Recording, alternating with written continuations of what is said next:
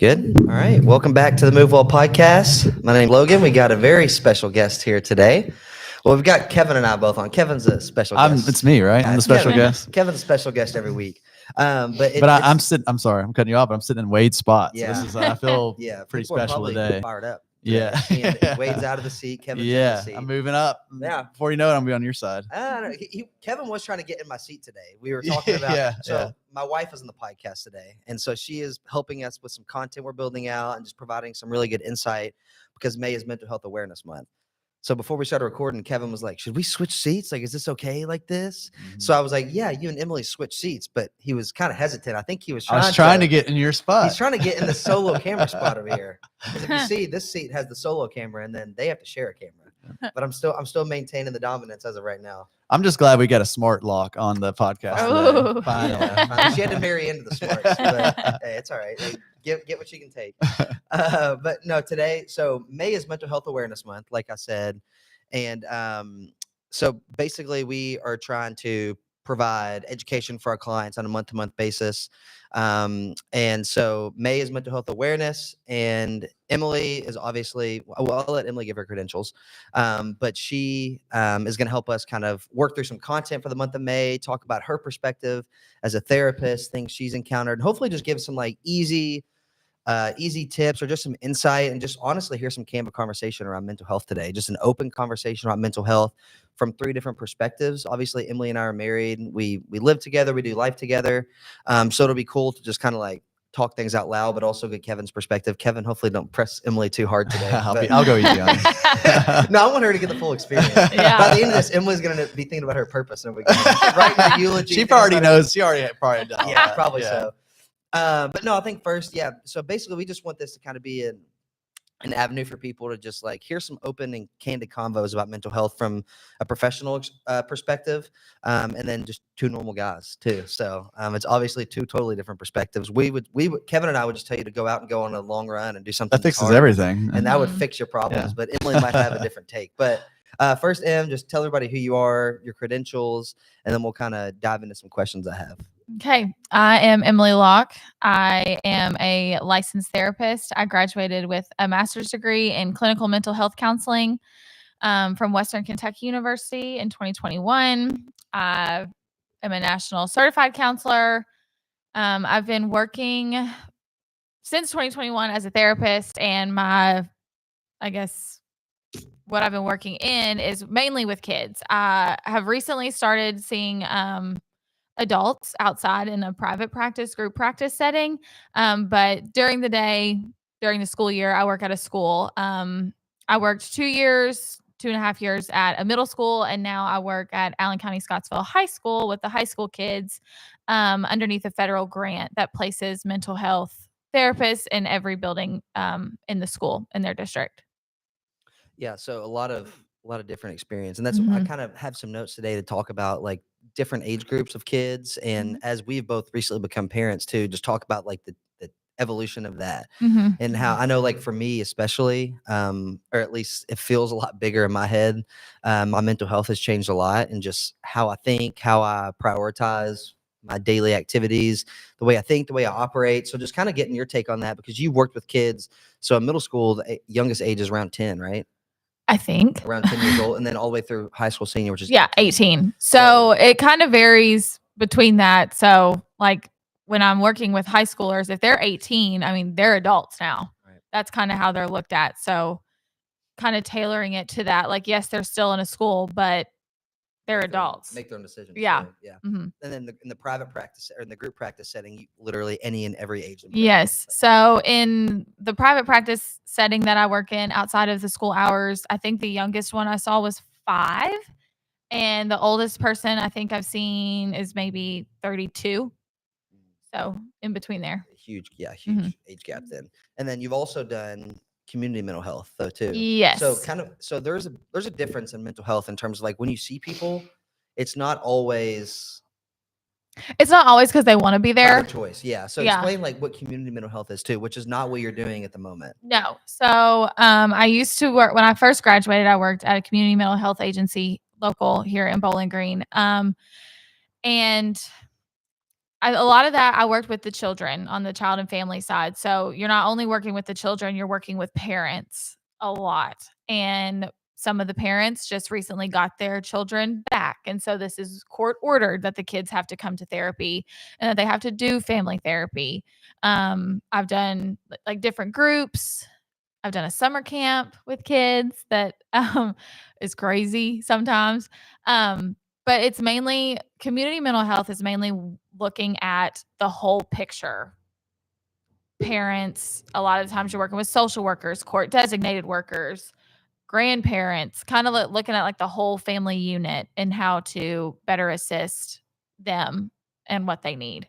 So I think a lot of times when people think of like therapy, essentially, they think of like just one-on-one, but it's not always the case, No. especially when it comes to like community mental health. Yeah, not always the case. And I know a lot of therapists, if you work with children, most are going to want the parents involved. Right.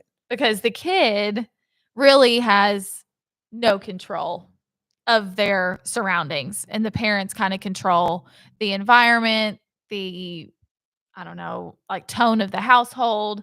So a lot of it's parenting techniques as well that kind of help incorporate to change a child's behavior. That makes sense. Yeah. Yeah, that's great. I think that gives some good context too of like the conversations we'll have, but also just showing your different perspectives from a professional standpoint, but also kind of pivoting into how our lives have changed. And also this will apply to a lot of people who listen to this, but just making the transition from just yourself to being a parent, I think will be big. I think a lot of people that will listen to this probably be in a stage that's close to that, whether they do have kids or whether they're just getting older and they're kind of getting close to that 30 or older age mark. But I know, like I kind of alluded to earlier, like it has totally changed for me. Like, before our daughter was born, my priorities, my mental health struggles is totally different than what they are now. And it's been a learning experience. And a lot of it, honestly, has been a lot, have seen my own therapist, and a lot of the stuff that I really needed to work on was a lot of like present moment awareness and just like being still and being in the moment and just working on like, what's the right here, right now. So kind of talk about that. Like, how have you seen, like from your perspective as a parent, how you practice kind of that like present moment awareness and like the like stillness? Like, how has that changed from before you were a parent to now? Because obviously how you practice that, kind of like that in moment, like calm down, like, when you can kind of self-soothe, Yeah. like before you had a child versus now. So how has that changed for you, like from your perspective, if that makes sense? Yeah, I think I know what you're asking. Yeah. It's harder from a mom's perspective too. So. Yeah. I'm trying to think. I don't know. For me personally? Yeah. Well, I feel like I am a pretty calm person in general. Yeah. Would you agree or I no? agree. Yeah, definitely. Compared to me, especially. I feel like I am a pretty calm person in general, but I think now I make more time for I'm more intentional, I guess. I don't get as much time to myself as I did before, but I think I'm more intentional with making sure that I have that time planned out. Because I know my limits, and like I know when I'm hitting my limit and I need to take a step back. Is that kind of what you're asking? Yeah, like do you feel like it's more like, is it more spur of the moment now? Like, whereas before you could like fill the build of like you're almost kind of at your wit's end, right? Like, whereas now it's like you don't have as much time to yourself. No. Like having a kid. So like how has that changed? Like how does that look different? Ask me that again. I don't know. So like before we had our daughter, yeah. right? Like when you feel stressed, when you're feeling overwhelmed, like how are you able to cope with that before versus now that you have a child? Oh, okay. Yeah. So, before I would just take a nap. Yeah. Like I would just go lay down. And I would just I would have like a full day to myself. Things didn't feel so rushed. I could really take that time to like take a nap, take a long shower, sit on the couch, read a book, all those things that I do to kind of, I don't know, stress relievers for me. But now that's a little bit different. So I have to get it in when I can, essentially. So like during her nap time, if she's at home during her nap time, okay, that's the time that I'm going to watch one of my shows or read a book or whatever. And then just communicating with you about schedule, I think is a big one. Like before, like, yeah, like I knew what you were doing. You knew what I was doing, but it wasn't like, I don't know. I You'd be never, surprised now. It's not always like that. yeah. Like we didn't really care, I guess, like if you had to go a 20-mile run on Saturday, like, okay, fine. But now it's like, I need you here at this time because I need a break. Emily, do you feel guilty for like taking time for yourself? Yes. Now that you have a child? Yes. Yesterday, because we're on spring break now. And so Logan had gotten me a facial and a massage for Christmas, and I hadn't been able to use it until yesterday. 4 months. Which, I mean, partly with spring break, I was saving it anyways, but I took her to the sitter yesterday so I could do all that stuff. And she cried so hard when I dropped her off. And I felt bad. I was like, I'm at home, like doing nothing. Yeah. Like I should have kept her home today. But then I have to tell myself, she's fine. She gets to play with kids there. That's what she likes to do. And it's important for me to take that time for myself, because if I don't, then my fuse is much shorter. Yeah. Well, I know, like, I feel that. And I know, like, my wife, Amanda's, we have 4 kids at home. And I think that's a normal thing. It's like she'll feel guilty for doing things. And I think more so than me, honestly. And that seems to be a common theme. I don't know if that is, definitely. But it seems the mother feels more guilt when she takes time for herself. Yeah. But could you talk about, and I think we all recognize, and I think Amanda's figured that out, like I have to invest in myself a bit to be the best version of myself to my kids and to me and everything. But could you explain like the why behind that? Or like, I would assume that's something that comes up in therapy, right? Yeah. And so with talking with parents, and even in a school setting, talking with teachers as well, because they are overworked and underappreciated and underpaid. You have to take care of yourself, because if you are not regulated, you cannot regulate an unregulated child. So like if you are stressed and then a child has a tantrum and you go in, if you approach it stressed, your child's already stressed, it's just going to build. Like you've got to be able to like bring it back down and kind of be the adult, be the calm one in the situation. I know for a lot of people, they're able to do that when they take care of themselves, when they know their triggers, if you will, or their, I don't know, buttons, like pushing buttons. So I think, taking care of yourself also helps you take care of your kids in your house and all those things. Is that something like in a clinical setting, if you were working with parents, that you would recommend? Yeah, I would. And I know a lot of people, it's hard. It's very hard to do it as a parent, especially if you have multiple kids and multiple different schedules and all those things. And that's why kind of like, you just kind of have to fit it in when you can. It may not be a 20-mile run on Saturday. It may have to be a 3-mile run, but at least it's, time for yourself or time away. Yeah. Well, I think, and I'm like, when you asked that question, Kevin, that was a good question, because I think about times when, like when our daughter gets upset and she's having a freak out, and there are times where I've handled it and I'm like overwhelmed, and I just like, if she's like last night at dinner as an example, like she was like messing with my hat, and we were at dinner and I just felt overwhelmed and stressed. We just finished dinner and she like had my hat and like tossed it on her food plate and got food all over it. And I like picked her up and set her on the floor, like she was in my lap, and I just like got overwhelmed. And then 30 minutes later, I'm like, that was so silly to get so worked up about that. But and then I think of situations where if I just got done with a workout or like had a couple hours to like do something that I wanted to work on and take care of myself, like if she would have done something like that, or if she was having a freak out, I also think of moments whenever I had just taken care of myself and she's having a freak out and I'm talking to her like so calm and so like in a soft voice, and it calms her down 5 times faster than it would have if I just would have acted off of emotions or something. Yeah. And so it really is true. It's like, it's an obvious concept, but being able to do it, I think is the hard part. So I think like what you were alluding to, Emily, is like, just like being intentional and making yourself do those things and take the time for yourself. Like, even though it may be hard, like an example was dropping off our daughter at the sitter this morning too. She kind of had a freak out this morning. Like the first, like for the next 30 minutes, you're going to feel bad about doing whatever it was you did, like dropping your kid off at the sitter, but knowing you're going to spend the next 4 hours of doing things to better yourself and take care of yourself. So when you go pick up your child from the sitter, you're going to, for the next 5-6 days, you're going to be like, well, I was able to do something for myself the last day. So like, I feel okay. Like I can handle the stress. I can handle this, handle that. And Emily and I are about to travel with our daughter on a plane for the first time tomorrow. So it's good that like we're taking the time to ourselves to do these things. But yeah, I think that's great. And I think it's a perfect example of like also having a supportive partner. Mhm. So I think talk about that a little bit too, is like, being able to support your partner, but then what are things that you can ask your partner to do? And I think honestly, a lot of it is just probably going to say communication. So I think, Yeah. touch on that a little bit. I would say communication. And when I work with adults and even kids, like high school kids, is when I really start to push it, is that a lot of these issues or problems can be solved with communication, healthy communication. And just, I mean, there's all different types of communication styles and all this stuff. And I've worked with adults on that, how to ask for things that they need in a way that doesn't sound, I don't know, judgy, like from their partner. But I think you have to be able to talk to your partner about the things you need openly and about how you're feeling without feeling like you're going to be judged. And I think that helps Yeah. a lot.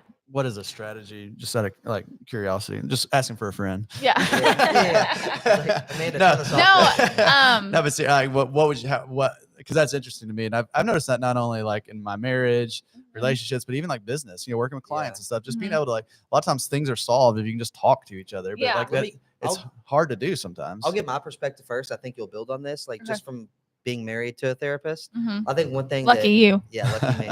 No, I think one thing, and I want you to still answer the question, but like Yeah. from my perspective, I think something that you do really well, and honestly, you do it pretty well too, Kevin, is like not asking things passively.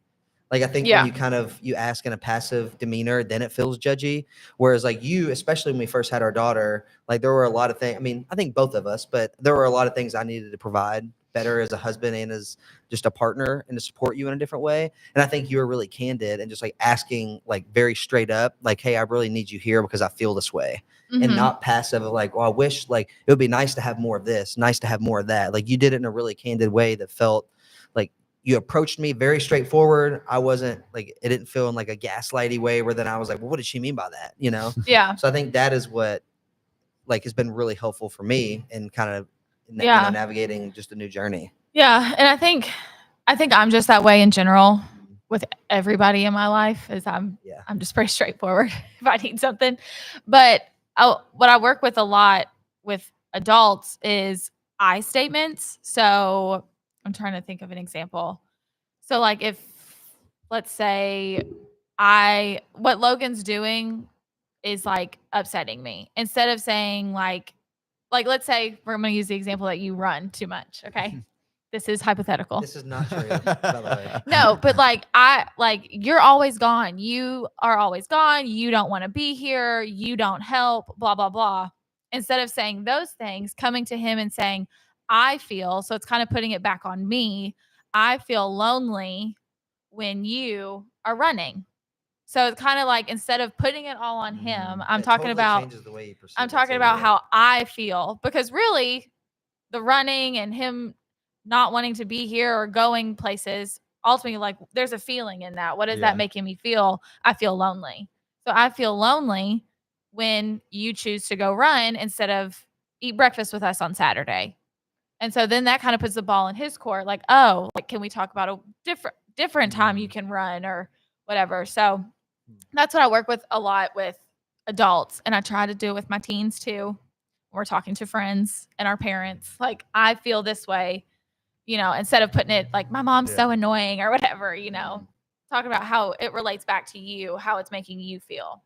Then it's kind of opening the door to that other person to like, it gives them almost a roadmap of, oh, okay, that's the consequence of this action. Yeah. Now I know what to do or why. Yeah. It makes sense. And it's, sorry, instead of like in the example that I use, like him being like, she doesn't want me to do anything for myself, and this is so annoying, blah, blah, blah. It's like, it kind of changes it for them too. Like, oh, like she feels lonely. Like that's kind of like the language changes and the feelings and emotions around that change.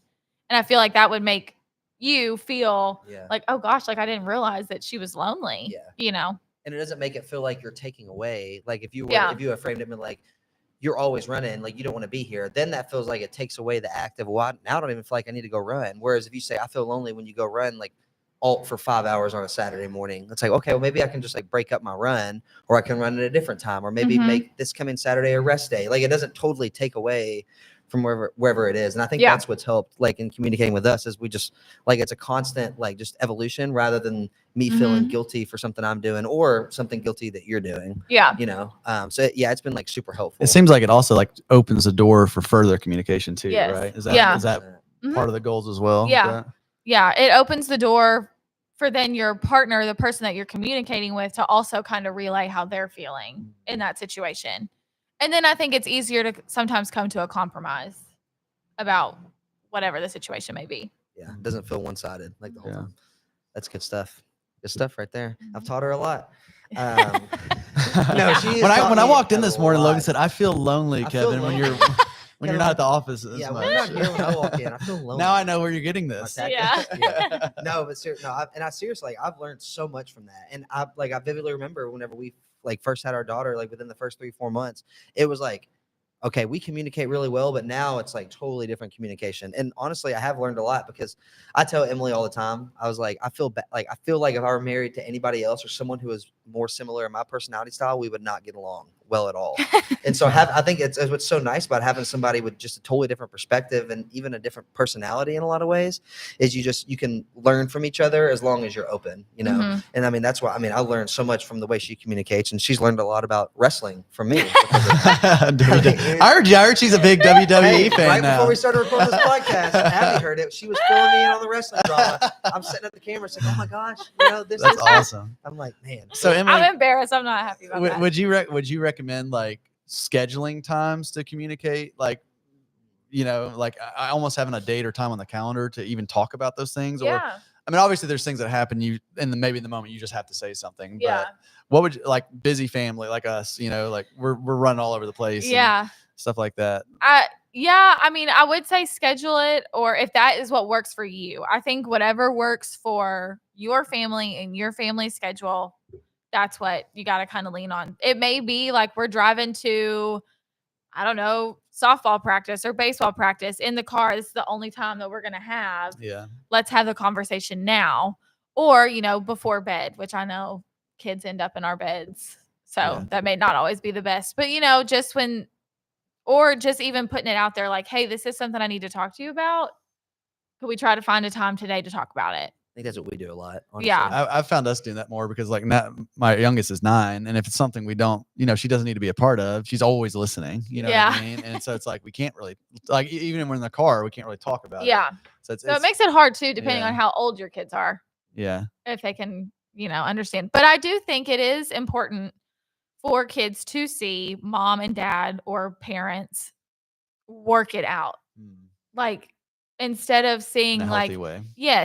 Modeling that healthy communication and that healthy, like, I don't like this. Okay. What can I do? Well, I don't, modeling that.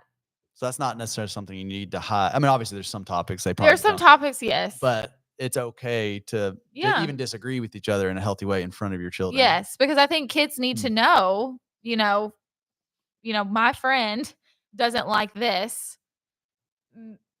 just working in a school setting, I see that a lot. Like, well, she or they said this and they don't like me. It's like, no, I don't think that's not necessarily true. They just don't like that you did this.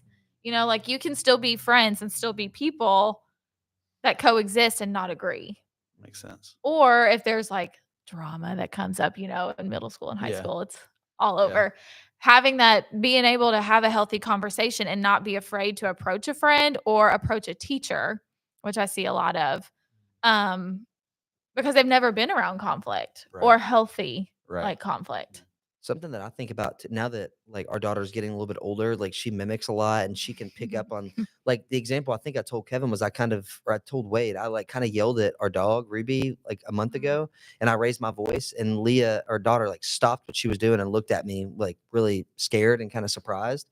And so what's kind of nice about having the confrontation or like talking things through in front of our kids too is it kind of puts the pressure on me to like handle it a little bit better too, is what I found. Like obviously there are some things when Leah gets older, like we're not going to talk about it in front of her. Yeah. But there are certain things where if it's like a situation that upsets me more so, or like, we're trying to figure something out. Like situations like, I don't know, personal relationship. Yeah. Situations probably don't need to be talked about in front of a kid.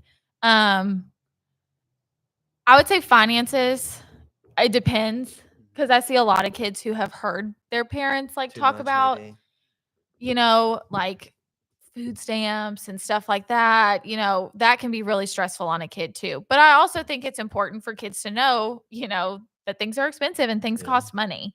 So it's just a balance and kind of whatever works for you Yeah. and your family. Yeah. Yeah, I'm starting to just become more aware of it now. Like I think mainly for me is like just emotional regulation, honestly, like how I handle, because it's easy for me. Just I think my personality to just get worked up very quickly, Yeah. or just maybe like react passionately, even if I'm not mad or upset. Mhm. And she can totally read that. Like that day that I was getting onto our dog, like she stopped in her tracks. Yeah. And off that, I was going to say, like, kids may not know exactly the words. Like, Leah's about to be 2. She may not know exactly like the words that we're saying, but their little nervous systems are learning how to regulate and how to calm and self-soothe. And so they can tell by the tone of voice, like what a happy one is, what a mad one is. They kind of learn those things as they're growing up. And so having a communication or a disagreement in a calm voice is good for them to see. Yeah. Kind of moving on to, I know something that you see, and this is just given, I'm just kind of opening this question with this example. Like you see a lot of kids, especially like social media is just huge now. So like self-diagnosing is just insane, especially on TikTok. Like I know you've used the example of you've had students maybe come in your office and they're like, well, like TikTok told me I'm autistic or I have ADHD or that I'm depressed or I'm XYZ. So and you can touch on that a little bit because I think it's important because a lot of parents may listen and their kids may come to them with those issues, but mainly is like what advice you would give to someone like, do you need a diagnosis? Like, or if you feel a certain way and you're looking for an answer, maybe it's as simple as go talk to somebody. But this is kind of broad, but you know what I'm kind of getting to, like just touch on like the diagnosis or self-diagnosis stuff. So in terms of like, do you need a diagnosis? I would ask like, or someone who wants a certain diagnosis, like what would that do for you? That's always the question that I ask when I'm like talking to kids or parents or an adult, like what would that do for you? What are you looking to get out of that diagnosis? And I would say, some of them you can get like school help, like a 504, an IEP, behavioral intervention plan, all that kind of stuff. So in those cases, I think it would be necessary and worth it to explore. Like autism is one that you can get an IE, so there's autism is a spectrum.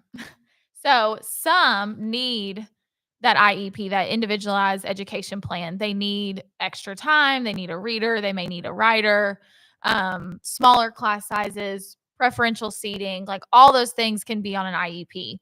Some people who are on the autism spectrum don't need those. Like their symptoms are more sensory, so it's more internal. They don't need a smaller classroom. They don't need a reader, a writer, whatever. So it kind of depends on what you're looking for. Like, are you needing services? Are you needing interventions put in place? And same for ADHD. Like you can get an IEP 504 for ADHD symptoms as well. So that would be my question. When it comes to adults, it's more tricky because you may have been undiagnosed your whole life and now you want a diagnosis. For why? Like what are you looking for? And it may just be because I finally want an answer. Like I felt this way for my whole life and I don't know why, but now I have this that I can put on it because we as a society love labels. And so we want to put a label on everything.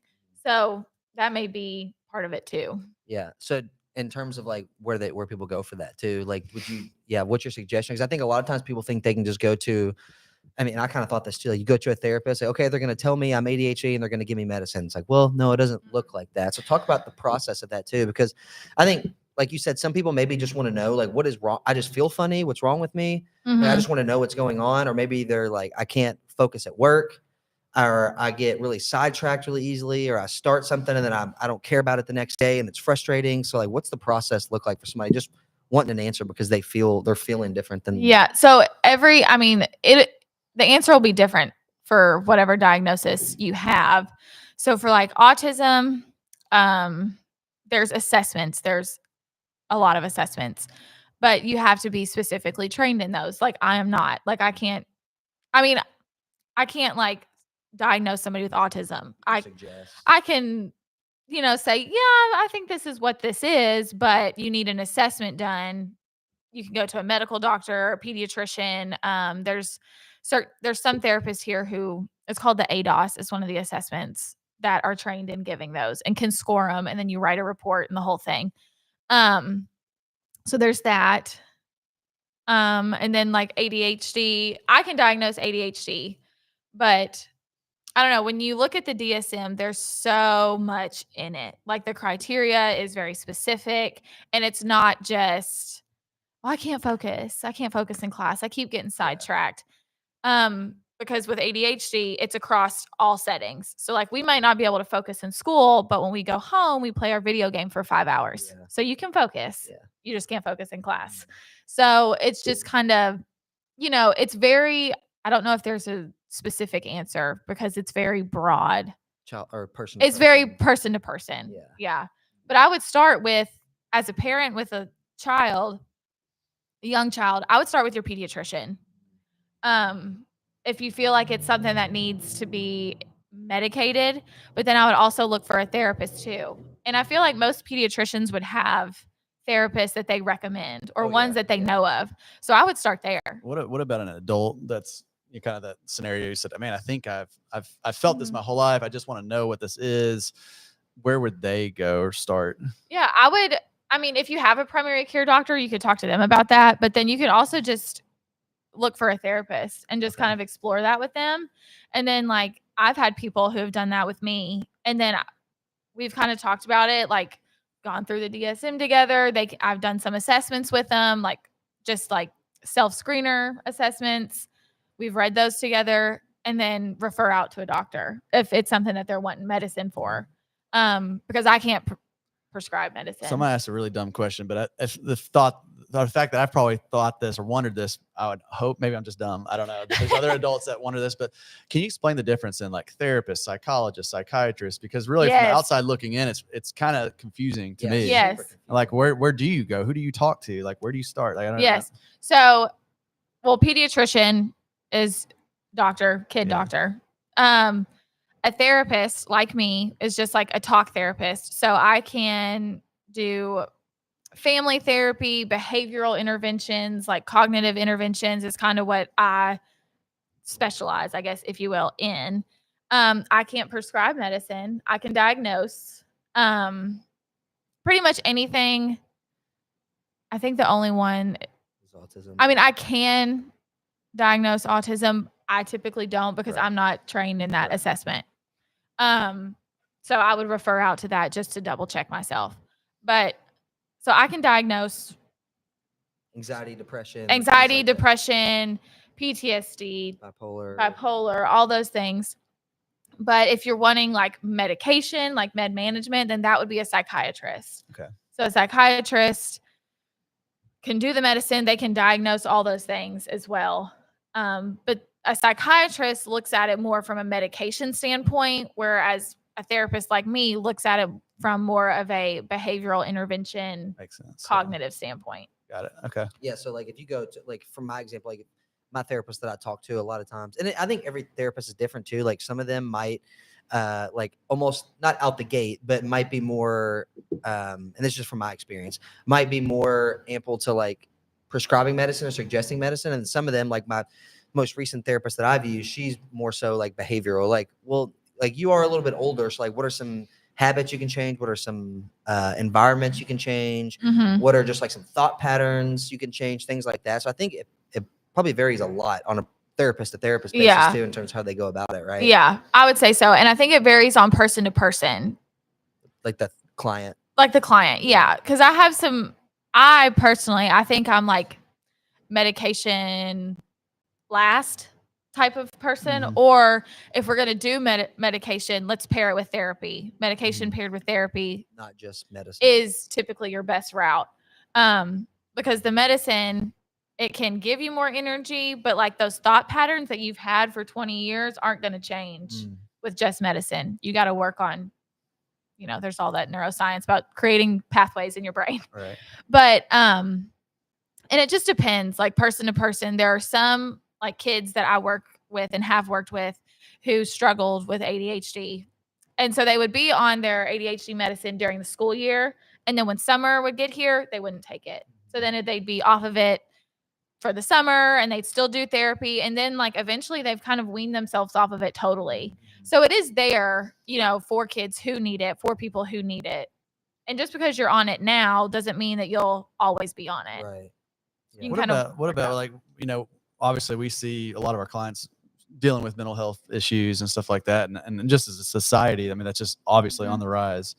And what about like, individuals that like, I'm just trying to think if I'm going through stuff and like self-harm kind of stuff, because that's something that comes up a lot and you hear a lot of now. I know people are dealing with that. And of course you don't know it from the outside looking in what's going on in people's heads, but self-harm type stuff, where would a person like that need to start or go? I mean, would that be more like medical doctor?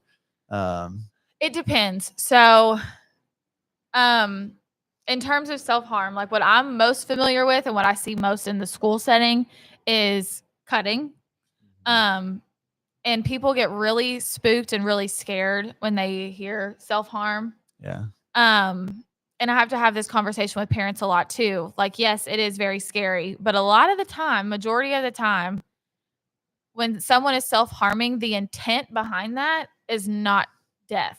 Right. It is a coping skill. It's a negative coping skill. So what is that? The act of cutting, what is that doing for them? Like, what is the function of that behavior and how can we meet that in a healthy way? So if it's not a medical emergency, Right. I would look for a therapist, a talk therapist, like myself, or, you could do a psychiatrist. That's more for medicine. So those appointments, like if you go to therapy, you're there for 50 minutes. It's like your therapy hour. So a psych appointment typically is 15, 30 minutes, like just kind of in, check it, medicine, out. So I think. Whereas a therapist is more targeting the behaviors. Like targeting the behavior. Yeah. That makes sense. And longer term. Like not just one. And a therapist, because I've worked with parents, because just because someone's cutting or self-harming, depending on what the self-harming behavior is, doesn't mean that they need to be inpatient somewhere. Right. Because again, the intent behind it for most people is not to die. It's just they don't like to feel this way, something, whatever they're getting out of it, find it in a different way. But so a therapist can work on that. And then also safety plan with the parents. So I've done a lot of that with parents too. Like, where are sharp objects? Where's our medication? Like locking it up, taking sharp objects away. Kids don't like this one, but like when we shower with the door open. And I always tell the kids, it's not to get you in trouble. This is not because you're not in trouble. Like our job, my job, and your parents' job is to keep you safe. So this is a safety measure, not a punishment. And so kind of going through those safety measures with those parents or guardians and the kids too. Yeah. So. And same, it's probably way different and harder for an adult too, because I think this kind of trickles into the next question a little bit, is like that, anxiety, depression doesn't discriminate, but everybody is different. But I think there's probably common themes in people that struggle with that disorder, right? So like, how does that translate to adults too? Like even whether it's self-harm or anxiety, depression, like what's the process look like there for adults too? Because especially if you're by yourself, or even if you're married, you feel like you have other priorities, like this is going to burden somebody. So what does that look like for somebody who maybe feels that? I think finding a therapist that you click with is probably your best bet. You can try to do stuff on your own, but I think having somebody, whether it's a friend or a therapist, somebody that you can kind of talk to about how you're feeling. I think personally, it's got to be somebody I have never had a relationship with. Yeah. And I think that's what I found too. Because I've done both, and I think it just depends on who you talk to. But finding a total outside source who doesn't have any context about me, doesn't know Mhm. anything about me, I think that's extremely helpful. Yeah. And it has been for me.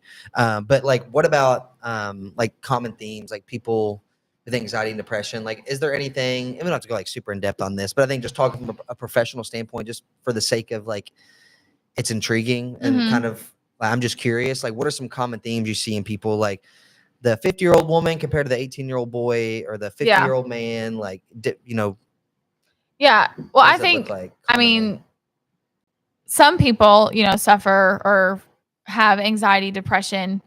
They typically go hand in hand. You typically don't have one without the other, but you can. I mean, some people struggle with it their whole lives, and then some people it's just very situational. So like right now is a really hard time, and now I've never experienced anxiety before, but now I'm in a new job, I'm in a new city, I got to pay rent for the first time by myself. All these like adult responsibilities come in, and then you start having panic attacks. It's like, "Oh, where did this come from?" So that can be situational. Some people have dealt with it their whole life, and they don't even know that they are so anxious. What was your question? I was thinking No, about just that like, and I got off topic. no, like the common themes in it. Oh, think, okay, no, yeah. yeah. So, I mean, what for anxiety, what I see a lot of in school is, and these are your kids that typically fly under the radar. They're not a high risk because they're your straight A students. They're involved in everything.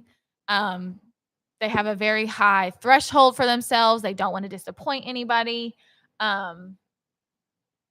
That is a common theme of anxiety. Not That's me. Yeah. Yeah, just always like the world's going to end if I get a 98 on this test. And so kind of like talking to them about what is your worth? Like who's putting this pressure on you? You're kind of putting it on yourself, and where does that come from? Yeah. Like you are more than just your grades. Like that's Yeah. I Especially mean, 10 years from now. It's hard. I yeah. think in the moment too, like, I mean, we've all experienced that. Like Yeah. when you were playing baseball, when we Oh, were man. cheering, when we were in Yeah. school, it's like in that moment, Abby is behind the cameras right now, but like she's probably experienced that too. Like she's in a stage of life where she's like about to get married and she just finished school. It's like the stuff that feels really, really heavy right then in 5 years is not going to feel that heavy. Right. Right. So like, yeah, I think a lot of it can be situational, but I think it probably just strings along throughout your life. Right. Yeah. But Yeah.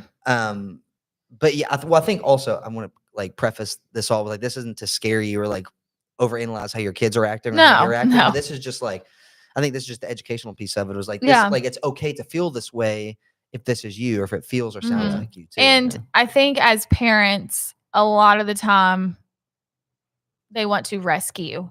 Like, and I feel that too. And I Oh, yeah. know already that that's something that I will struggle with, that I have to like already, like, you don't want your kid to feel anxious. You don't want your kid to feel sad. You don't want them to be upset. But sometimes you've got to kind of let them figure it out, and let them have those feelings so they can work their way out of it. And just support them along the way. And just right? support them along the way. Yeah. Yeah. Oh my gosh. Like talking through that, I feel that in different situations. Like I felt it when I was in high school a little bit.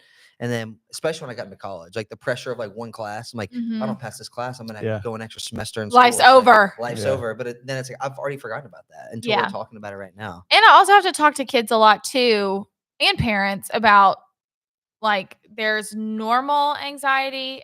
I say good anxiety, and then there's like your bad anxiety. Like your good anxiety is, I'm stressed about this class. I want to do well on this test. Like that is good because it means you care and you take pride in your work. What's bad is like, I'm so worried about this test. I didn't sleep for 3 days. I've been up studying. I physically threw up or physically got sick before I walk into the classroom.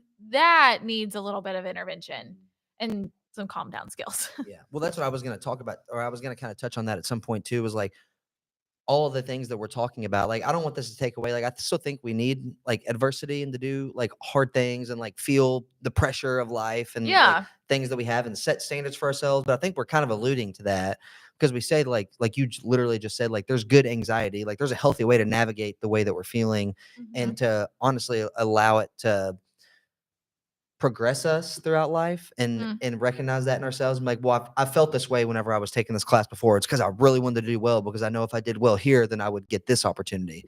And so I think being able to recognize that too, and know that and understand that we're not going to feel stuck in that situation forever. And I'm speaking from like all practical experience here too.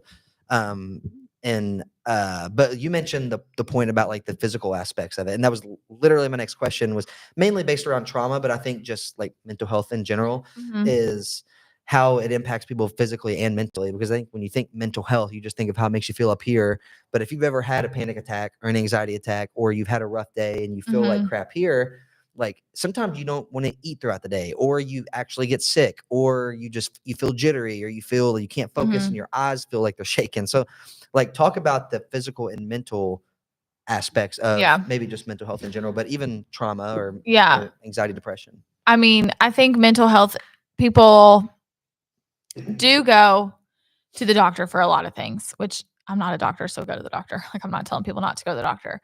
But I think a lot of the times too, you can look at like your mental standpoint, because it does affect so much. Like if you are like, chronic stress comes to mind. Like if you're somebody who is so stressed and you don't take care, like you don't manage your stress, I mean, people lose their hair, like your bones, your body starts to ache, like your stomach hurts, we're not eating right. I mean, this could be a whole podcast topic on itself. Seriously, yeah. Is how mental health can physically like manifest in your body.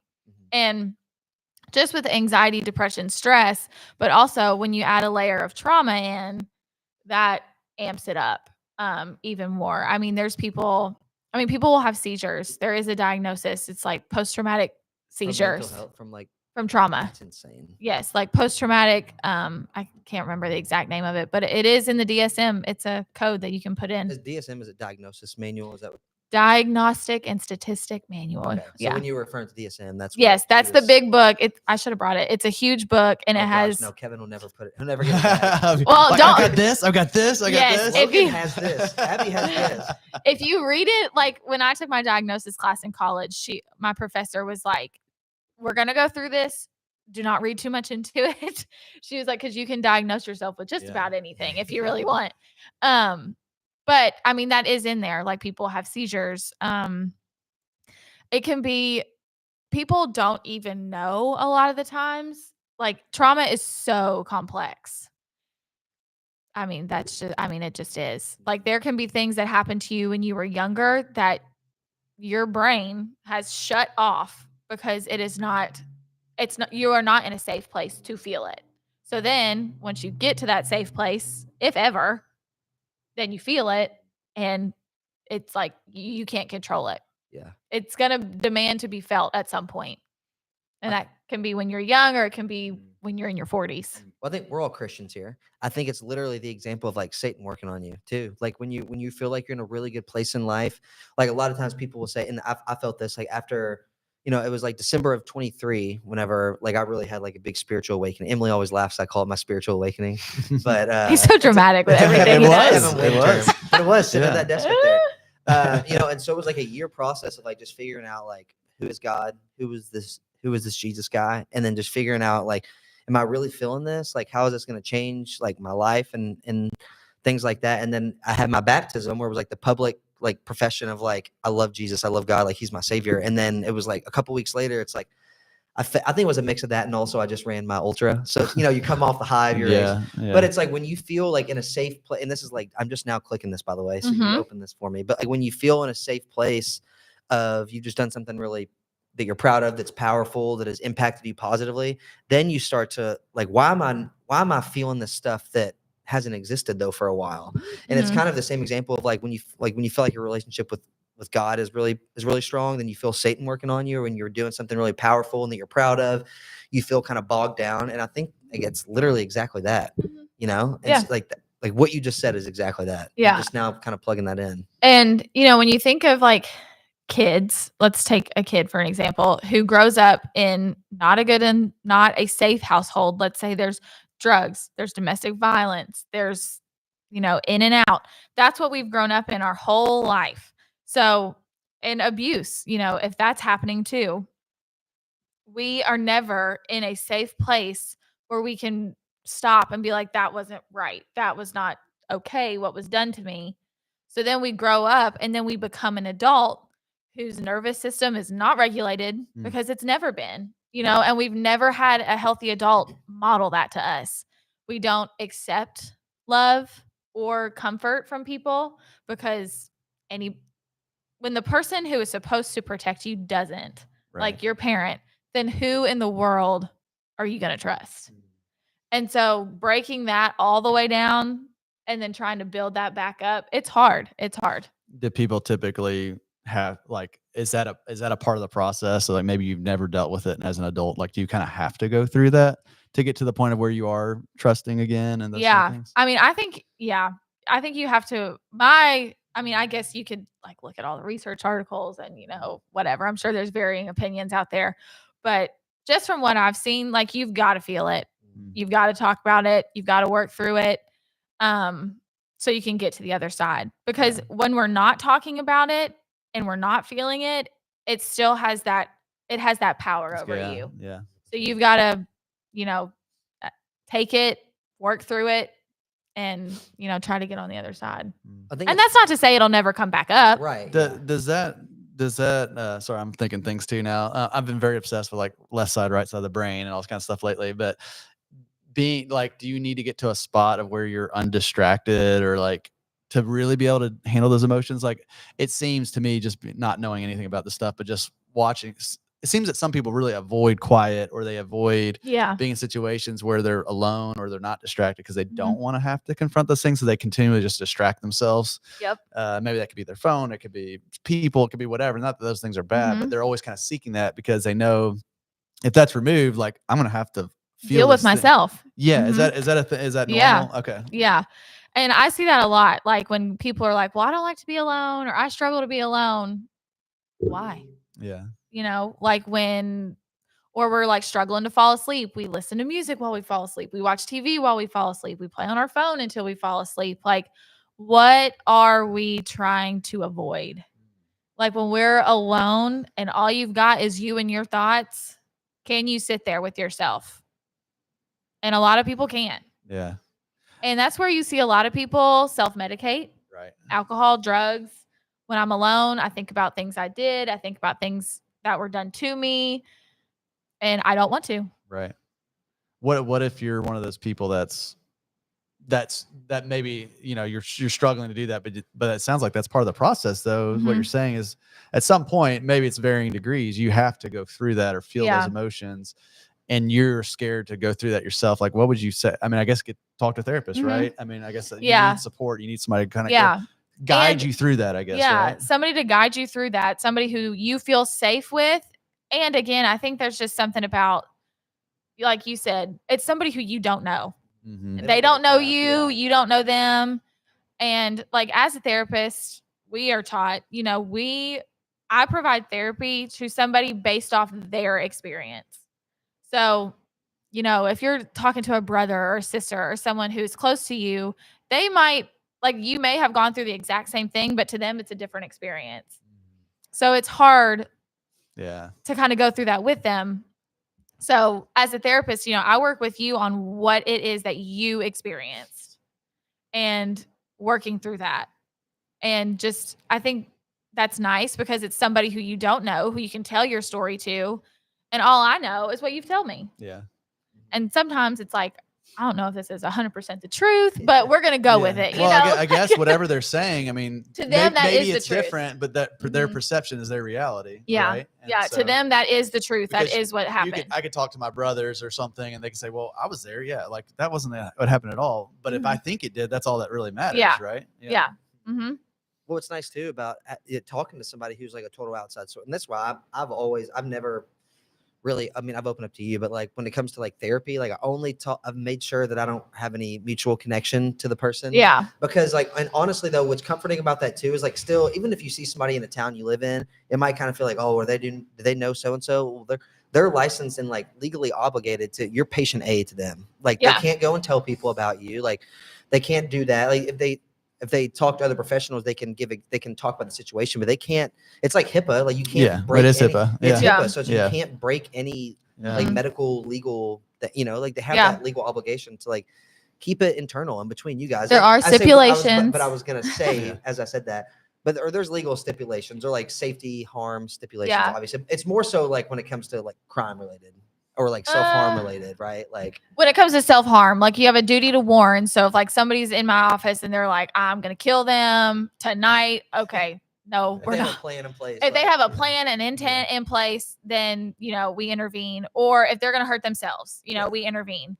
As far as crime, that's a gray area. Oh, It wow. depends on who you talk to. That's crazy. Mhm.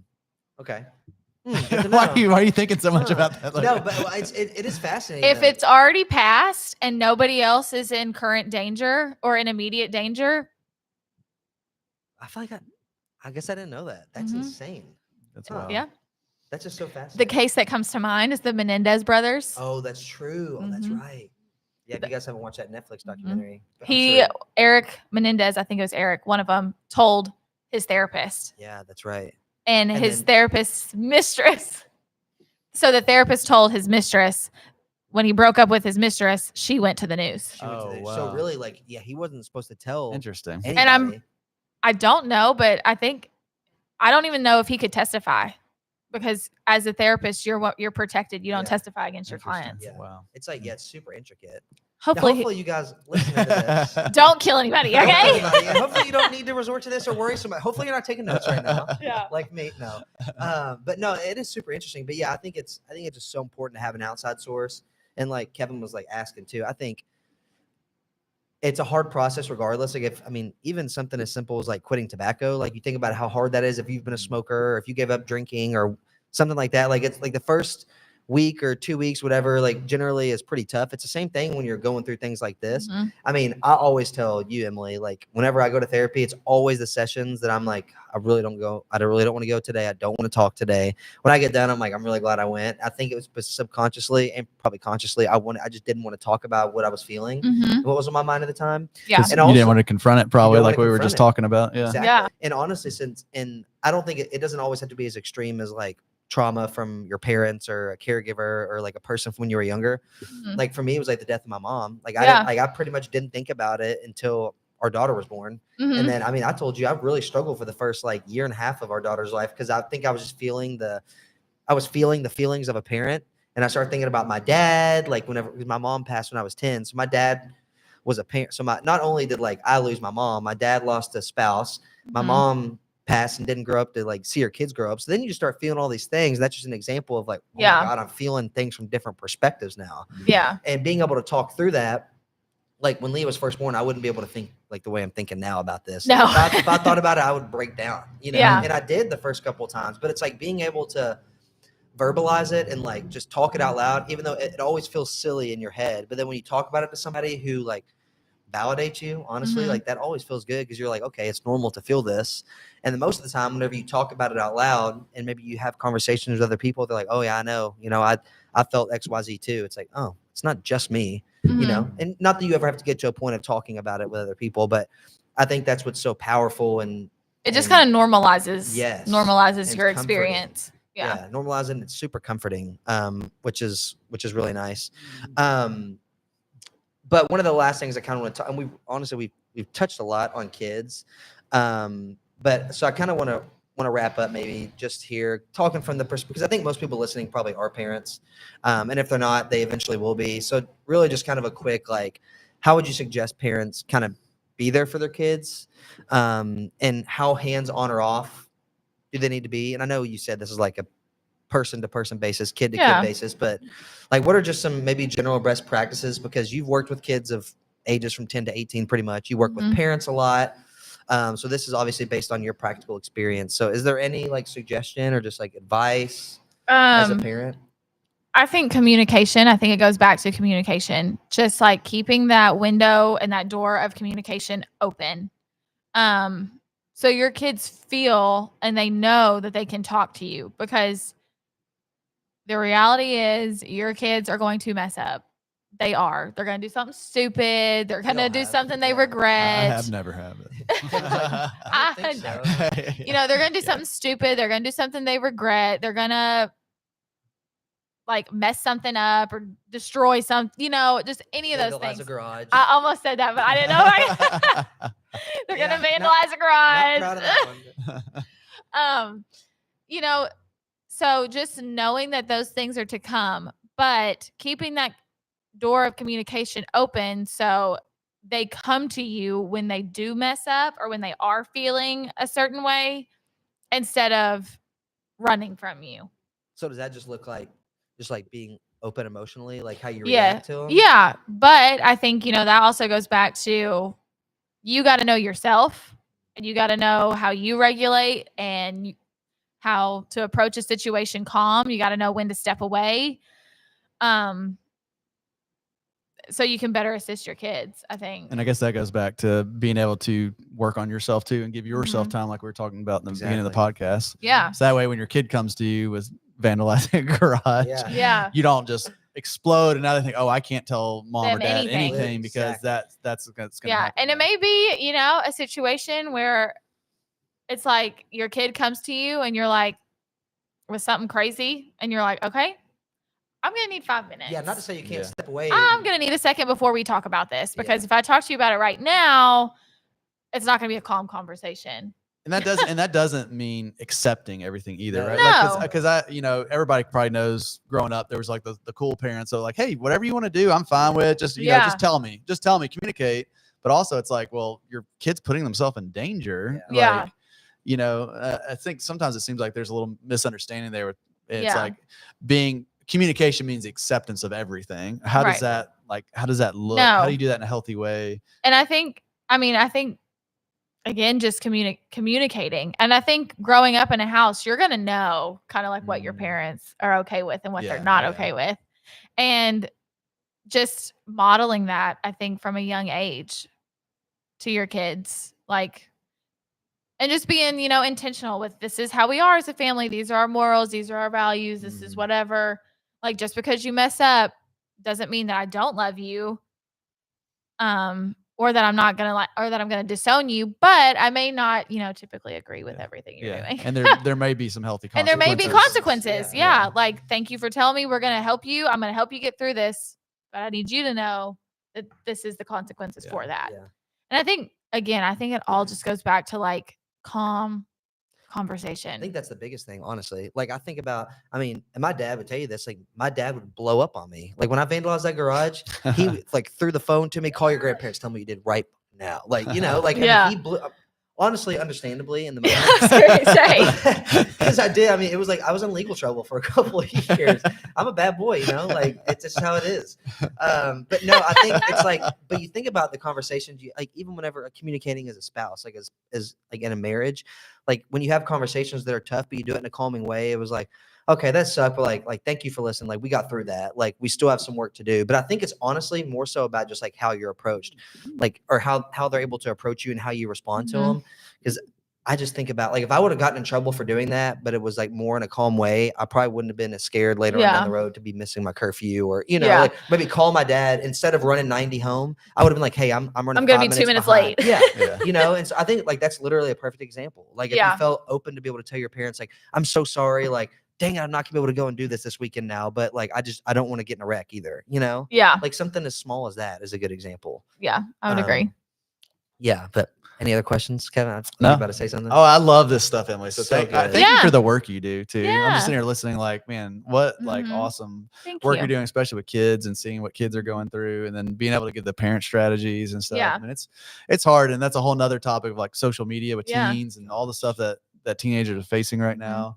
It's awesome that you're there to help them guide them through that. Thanks. And I think it's really important to have mental health professionals in schools because I'm able to provide the services to the students, to the families, essentially to no cost for them. Yeah. And that's a big barrier. And I would say, since we're talking about mental health, I think you do need to say like, it can be a privilege, like to have mental health access to a therapist because it costs money. Yeah. Insurance, they may not cover it. They may only cover a few sessions and it is expensive, but it's hard work for the therapist. So, it's mentally taxing, but So I'm able to do this in the schools to no cost to the parents. That's awesome. And that's all through like a federal grant.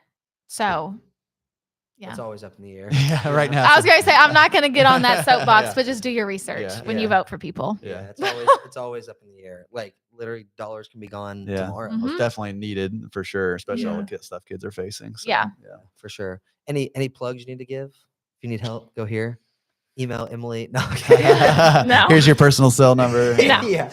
No, I'm at a school, so Yeah. I don't really have a personal plug. Yeah. I mean, I think you can just literally. What's nice about the internet now, though, is you can literally just Google like mental health, like therapists near me, mental health resources near me, things like that. Or Yeah. literally when I was doing research on like the conversation we want to have today, when I'm searching like mental health topics like that are big and relevant, like the first thing that comes up is like Google has in place, like before it comes up any articles or like what I'm searching for, it's like need mental health resources, call this number, go to this website. So, Yeah. Yeah. I mean, it's literally as simple as doing that, or go to the hospital depending on the severity, obviously. Yeah. But yeah, thank you for coming on today. You're welcome. I think Thanks this for was- having This is like me. the third Yeah. time you come on. This is the best one, Yeah. honestly. This has Thanks. been, I think we've been able to like be open and candid here, which is Mhm. nice. And I think parents and just people like adults will appreciate that. Yeah. And this ties perfectly into like mental health awareness. And that's one of the wellness topics and education topics that we like to provide our clients, and they can listen to these things. And I know Abby does an amazing job of like dispersing these into smaller hits so people can see it on social media and see it in like short format. And then maybe it makes them want to go and like do research or talk to somebody and maybe like dive a little bit more intentionally into their past and how they're feeling. So, Yeah. But thanks for coming on today. I appreciate it. Thanks for So having me. You guys were watching. Thanks for watching. And if you're listening, thanks for listening. Catch you next time.